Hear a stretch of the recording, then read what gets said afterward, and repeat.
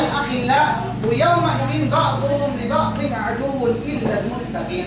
Sabi ng Ta'ala, Surah Al-Zukhruf 767. Sabi niya, yung mga taong magkakaibigan sa panahon niya, sa araw na yun, sabi niya, sila ang magkakalaban. So, maliban sa mga may takot sa Allah Ta'ala. Yung mga taong magkakaibigan, yung mga taong magkakaibigan, sabi ng Allah Ta'ala, sa time na yun, sa day of judgment sa nila, sila mismo ang magkakalaban. Maliban na sa mga taong may takot sa Allah Ta'ala. Yung mga magkakaibigan na may takot sa Allah Ta'ala. Lahat din sila magkakalaban sila.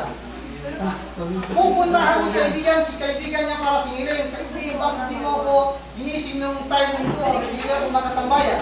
Pupuntahan yung kaibigan niya. Bakit ganito ka dito? Bakit di mo ko tinuruan sa Islam? Bakit di mo ako tinuruan o basta ng Quran? Hindi ako natuto. Yung magkakaibigan, sabi natin magkakaibigan. Word na namin is magkakaibigan.